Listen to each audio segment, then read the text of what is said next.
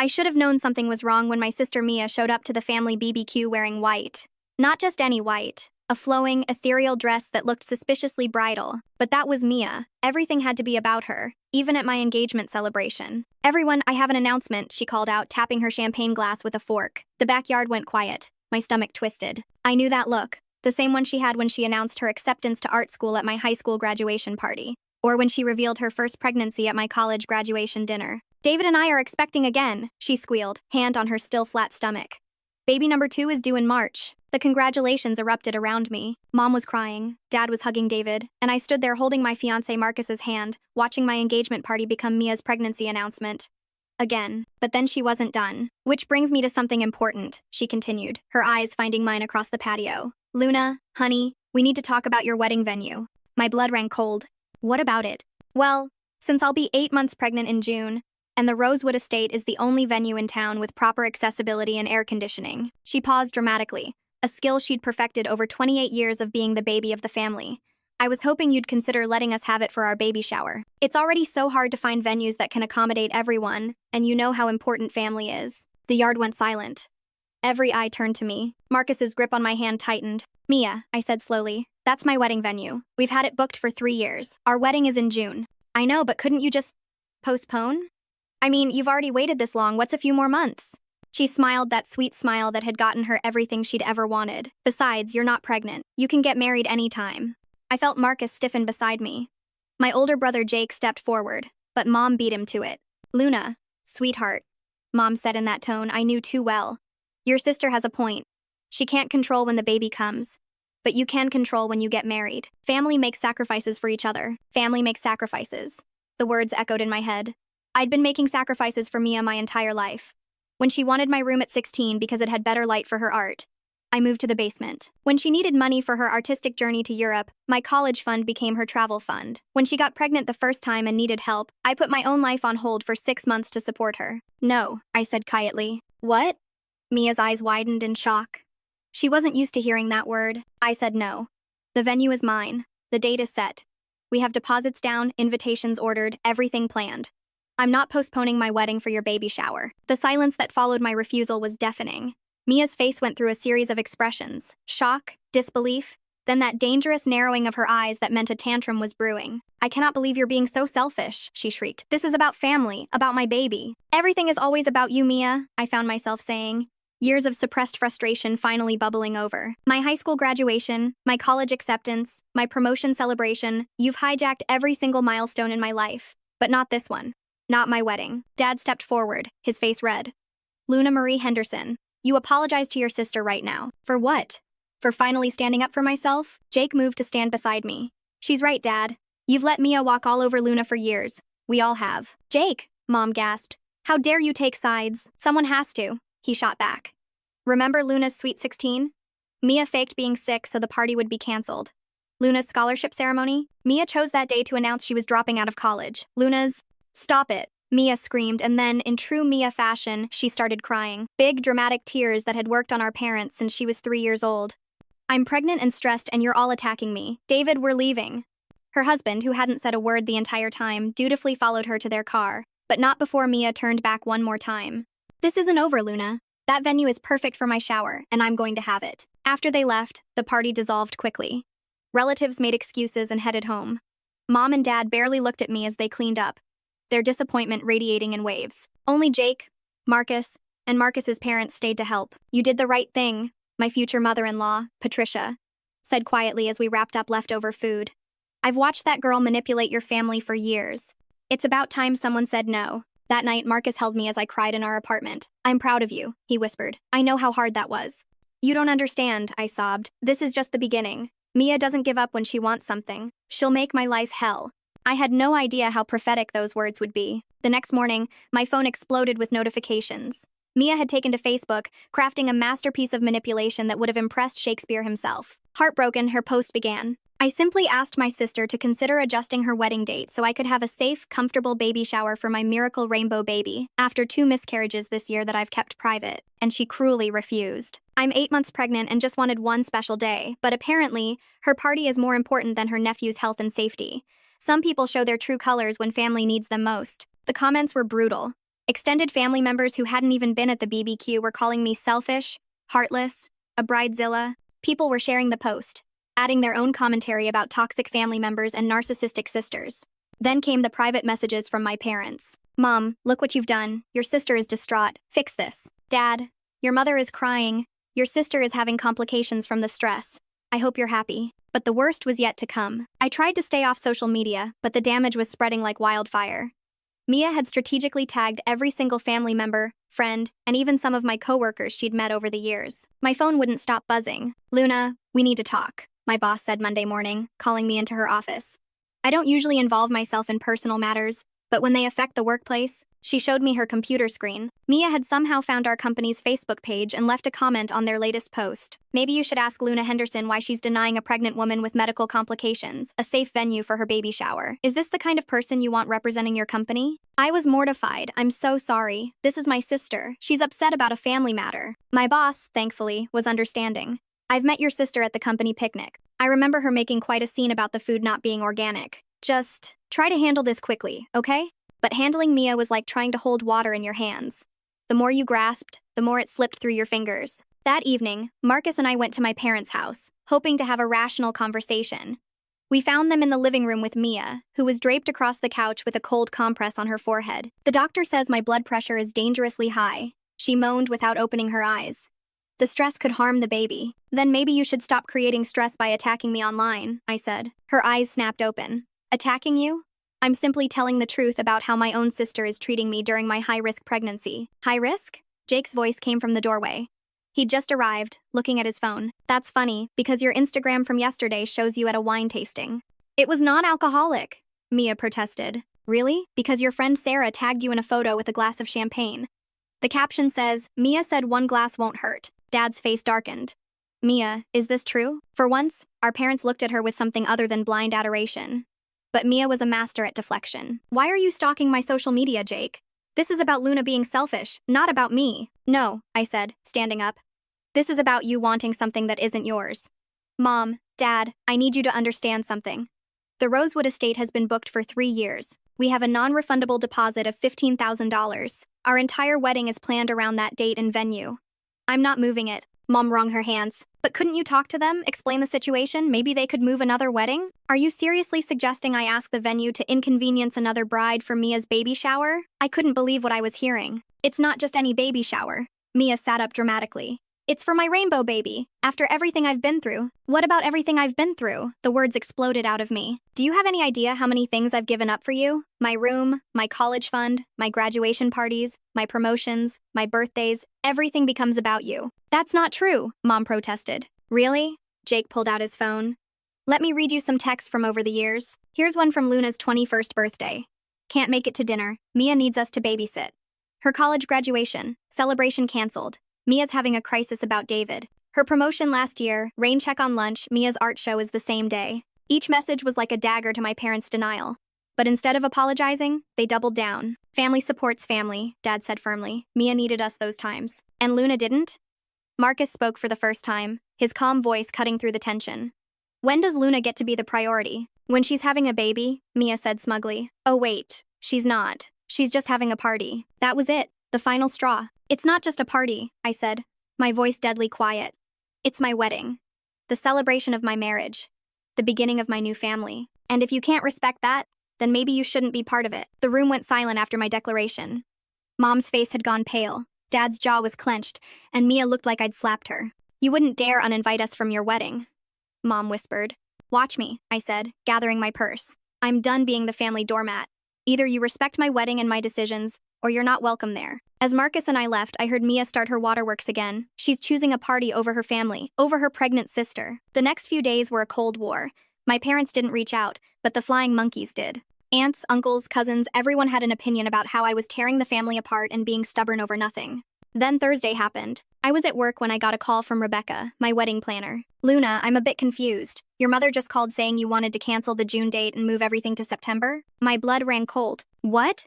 She said you'd had a family emergency and needed to postpone.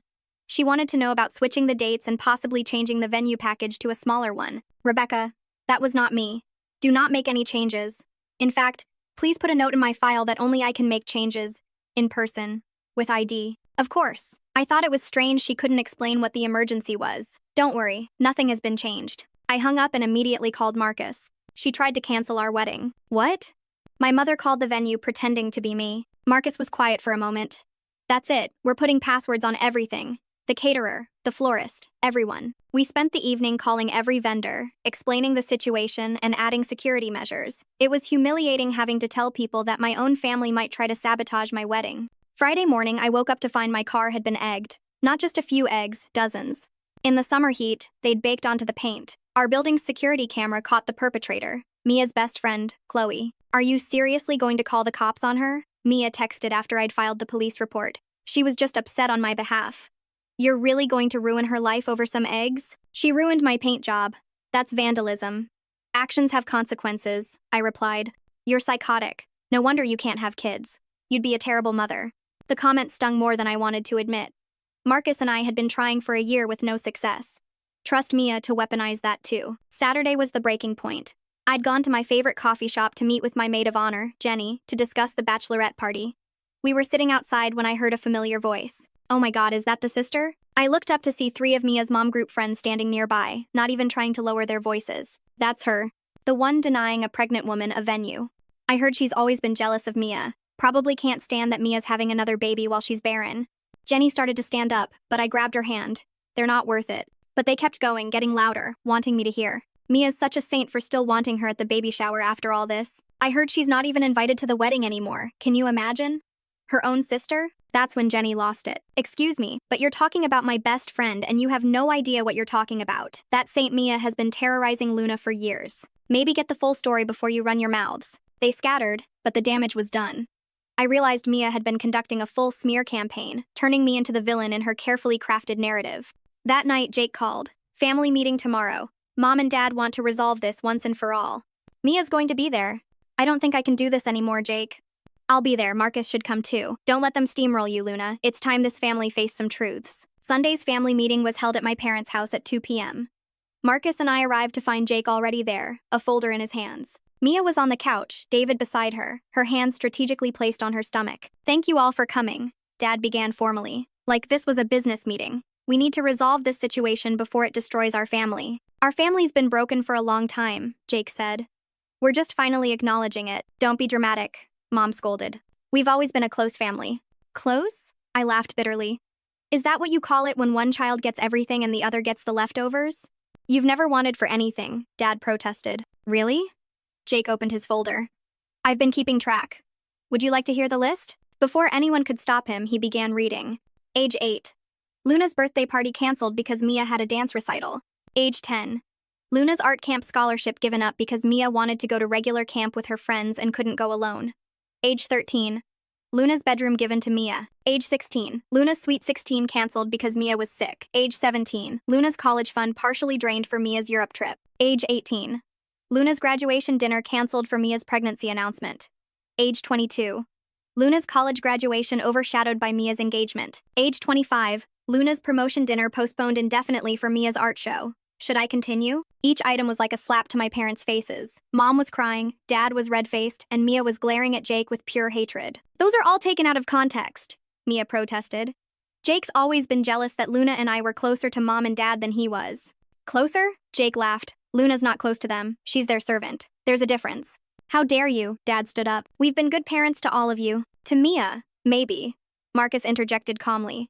But Luna, when was the last time you celebrated her achievements without Mia making it about herself? Silence. When was the last time you took Luna's side in anything? He continued. When has Luna ever been your priority? More silence. That's what I thought, Marcus said. And now you want her to give up her wedding venue, the one thing she's refused to sacrifice, and you're acting like she's the villain. It's just a venue. Mia exploded. I need it more. I'm pregnant. You don't need Rosewood Estate for a baby shower, I said. You want it because I have it. Just like you've wanted everything I've ever had. That's not true. Really? Then why did you specifically ask for my venue?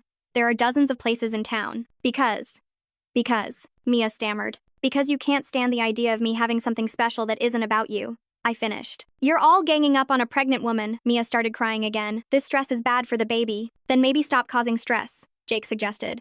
Stop the social media attacks. Stop trying to steal the venue.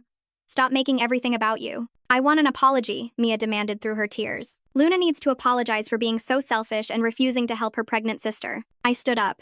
I'm done apologizing for existing. I'm done making myself smaller so you can feel bigger.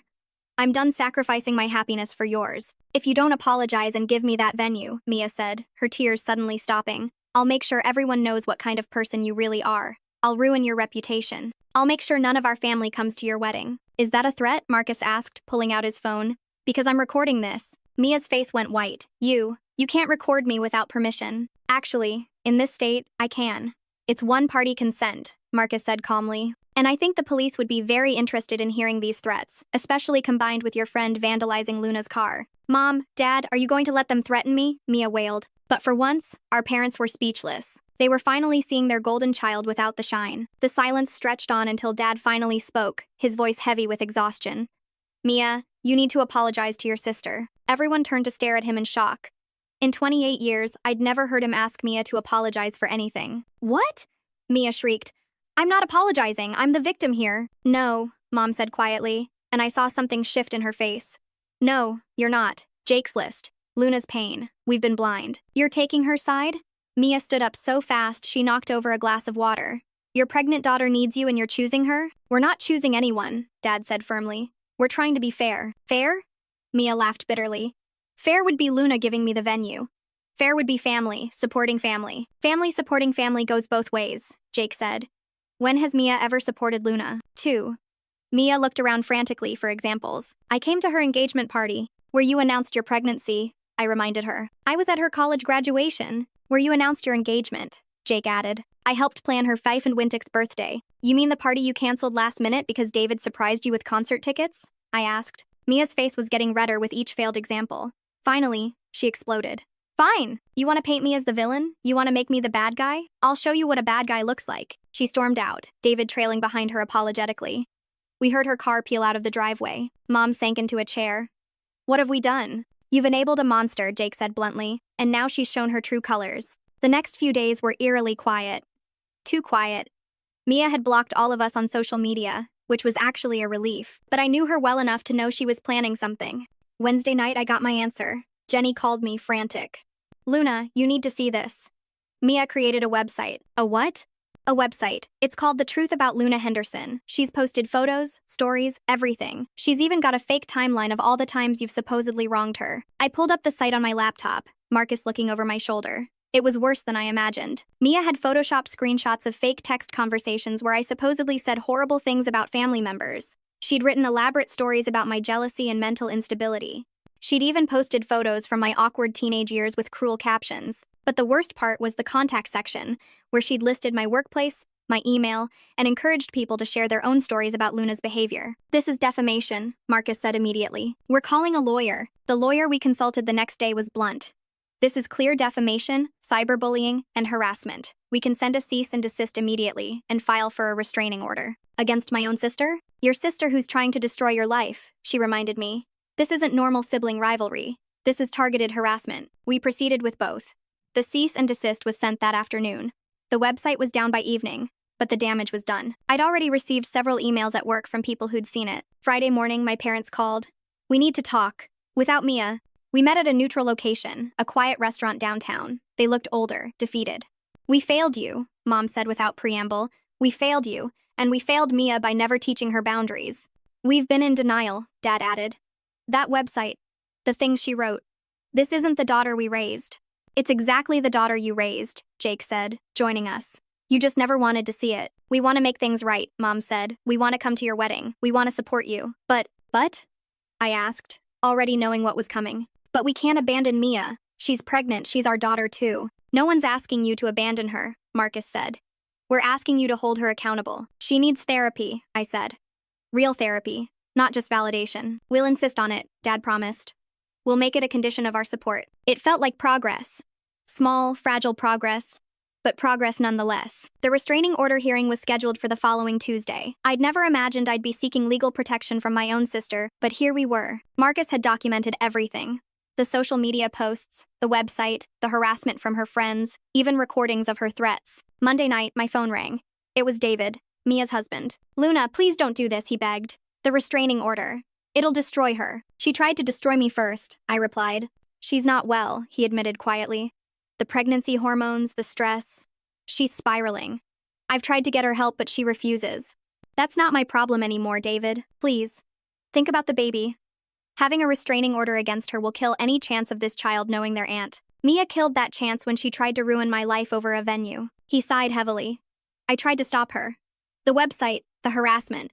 I told her it was too far, but she said you deserved it for humiliating her. I said no to giving up my wedding venue.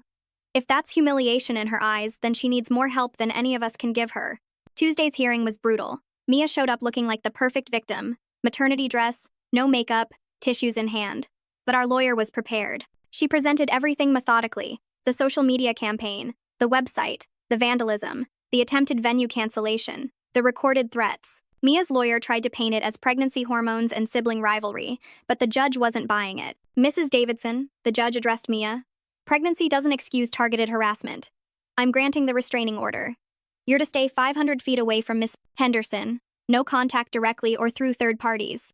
Mia burst into tears. She's my sister. Our family events, the baby shower, my child's birthdays. You should have thought of that before you created a defamatory website, the judge replied curtly. As we left the courthouse, I saw my parents waiting by their car. They'd come to support me, despite everything. Mom hugged me tightly. We're proud of you for standing up for yourself, she whispered. Even if it means a fractured family? I asked. The family was already fractured, Dad said sadly. We just refused to see it. The next few weeks were strange but peaceful. Without Mia's constant drama, I could actually focus on my wedding. Final fittings, menu tastings, decoration decisions, all the things that should have been joyful from the start. But Mia wasn't done. 3 weeks before the wedding, Jake called me. You need to know something. Mia's been reaching out to extended family, telling them if they attend your wedding, they're dead to her. She can't contact me, so she's using them? Yeah. Aunt Carol called Mom crying. Mia told her she'd never see the new baby if she went to your wedding. That's their choice to make, I said, though it hurt. I'm not playing these games anymore. There's more, Jake hesitated. She's planning something for your wedding day. What? How do you know? David called me. He's at his wit's end. She's been secretive, making calls, meeting with people. He's worried she's going to do something drastic. The restraining ordering won't stop her if she's determined enough. Luna, maybe you should hire security. Marcus agreed immediately when I told him. I don't trust her to stay away. Not when she's this obsessed. We hired 2 off-duty police officers for the wedding. It felt excessive, but the peace of mind was worth it. A week before the wedding, things escalated again. I came home to find a package on our doorstep. Inside was my wedding dress, or rather, a cheap knockoff of my wedding dress, destroyed. Cut to pieces, stained with red wine, with a note. This is what you deserve. The security footage showed someone in a hoodie, but the build was wrong for Mia. She was 8 months pregnant. The police suspected she'd sent someone else. This is witness intimidation, our lawyer said. We can file additional charges. But I was tired. So tired of the legal battles, the drama, the constant stress. I just want to get married in peace, I told Marcus that night. Is that too much to ask? He held me close. 1 more week, baby. Then we go on our honeymoon and leave all this behind. The week of my wedding arrived with a mix of excitement and dread. While most brides worried about weather or catering mishaps, I was worried about my pregnant sister attempting sabotage. 3 days before the wedding, Patricia, my future mother-in-law, threw me a small bridal shower. We'd kept it quiet, only inviting close friends and family who'd proven their loyalty. No social media posts, no public announcements. Somehow, Mia found out. Patricia's doorbell rang just as we were opening gifts. Through the window, we could see Mia standing there, massively pregnant, with a wrapped present. Don't open it, Jenny advised. Call the police. But Patricia, ever the diplomat, stepped outside to talk to her. We watched through the window as Mia appeared to plead, cry, and eventually started shouting. Patricia remained calm, her arms crossed. Finally, Mia threw the gift on the ground and stormed off. Patricia came back inside, locking the door behind her. She wanted to apologize and give you a peace offering. I told her to respect the restraining order. What did she say? I asked. That you're ruining her pregnancy, that her baby will be born into family trauma, and that she hopes you're happy destroying everything. The gift sat on the porch until the police arrived. When they opened it carefully, with gloves, we found a framed photo of Mia and Mia's children, with my face scratched out and the words "sister dead to me" written across it. She's escalating, the officer said. We'll increase patrols around your venue on Saturday. Thursday night was the rehearsal dinner. We'd moved it to Marcus's parents' country club at the last minute, worried about Mia discovering the original location. The evening was beautiful until the calls started. First, the florist. Miss Henderson? I just wanted to confirm you want to cancel all the flowers for Saturday? Then the caterer. We got your message about changing the entire menu to vegan. Just confirming since it's quite last minute. The photographer. Your sister called saying the wedding was postponed due to a death in the family? Each vendor confirmed the caller had been a woman claiming to be me, but when pressed for details, couldn't provide the security passwords we'd established. Nothing was actually canceled, but it was clear Mia was trying everything to ruin the day. How is she even doing this with a restraining order? I asked our lawyer over the phone. Technically, calling vendors isn't contacting you directly. It's a gray area, but document everything. This shows a pattern of harassment. Friday night, I stayed at my parents' house, a tradition I'd wanted to keep despite everything. Mom helped me with my nails. Dad gave me an awkward but heartfelt speech about marriage. And Jake kept me laughing with stories from our childhood, the good ones, before Mia took over everything. I'm proud of you, Mom said as she brushed my hair, something she hadn't done since I was little. I know we haven't been the parents you deserved, but watching you stand up for yourself, fight for your happiness, you're stronger than I ever was. It shouldn't have had to come to this, I said softly. No, it shouldn't have, but we're here now and tomorrow you're going to have a beautiful wedding. I went to bed hoping she was right, but I should have known better. Mia had one more card to play. My wedding day dawned perfect. Clear skies, gentle breeze, the June weather cooperating beautifully. I woke up at my parents' house feeling oddly calm. The storm had to be over, right? Jenny arrived early with coffee and pastries. The hair and makeup team transformed my childhood bedroom into a salon. My mom bustled around, taking photos, actually present for once at one of my milestones. The security just checked in, Marcus texted. Everything's clear at the venue. By noon, I was in my dress, the real one, not the destroyed knockoff. Mom was crying, Jenny was fixing my veil, and the photographer was capturing every moment. It was actually happening. We arrived at Rosewood Estate at 2 p.m. The venue was breathtaking, white roses everywhere, twinkling lights strung through the gardens, everything exactly as I'd dreamed. Security says there's been no issues, our coordinator, Rebecca, assured me. Your guests are arriving, Marcus is ready, everything is perfect. I should have known that when everything seems perfect, that's when Mia strikes. At 2:45, 15 minutes before the ceremony, I was doing final touch-ups in the bridal suite when we heard shouting outside. I need to see my sister. This is important. It's about the baby. My blood ran cold. Through the window, I could see Mia at the entrance gate, massively pregnant, arguing with security. She was wearing, I kid you not, a white maternity dress. Don't go out there, Jenny warned. But I was already at the window, watching the scene unfold. Ma'am, you're on the exclusion list, the officer said firmly. There's also a restraining order. You need to leave. I'm in labor, Mia suddenly screamed, clutching her stomach. I need my sister. Everyone froze. The security looked uncertain. Some guests who'd been arriving stopped to stare. Call an ambulance, the officer said to his partner. No, Mia straightened up. I need Luna. Please, 5 minutes. I want to apologize before the baby comes. Patricia appeared from nowhere, Marcus's mother striding toward the gate in her elegant mother of the groom dress. You're not in labor, Mia. I've had 3 children. You're faking. How dare you, Mia shrieked. You don't know me. I know enough, Patricia said coldly. I know you've tortured that girl up there for years. I know you're selfish enough to fake labor at her wedding. Leave. Now. That's when Mia lost it completely. She grabbed the gate and started shaking it, screaming obscenities. Then she reached into her bag. Gun! Someone shouted, and everyone scattered. But it wasn't a gun. It was a bottle of what looked like red wine.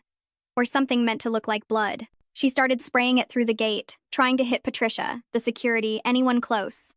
I hope you're happy, Luna, she screamed toward my window. You've destroyed our family. You've killed me. This is all your fault. The police were already calling for backup. Guests were recording everything on their phones, and I stood at the window in my wedding dress, watching my sister have a complete mental breakdown. Luna, Marcus's voice came from the doorway. He wasn't supposed to see me before the ceremony, but tradition had gone out the window. Don't let her ruin this. Come with me. But the guests saw everything, and they're all on your side.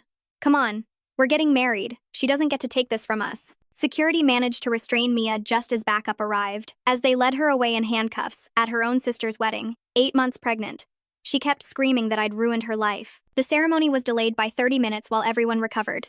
When I finally walked down the aisle, every single guest stood up and applauded. Not traditional, but nothing about this wedding had been traditional. Marcus's vows included a promise to protect you from all threats, foreign, domestic, and sisterly. Everyone laughed, breaking the tension. When the officiant asked if anyone objected, Jake loudly said, "If anyone even thinks about it, I'll tackle you myself."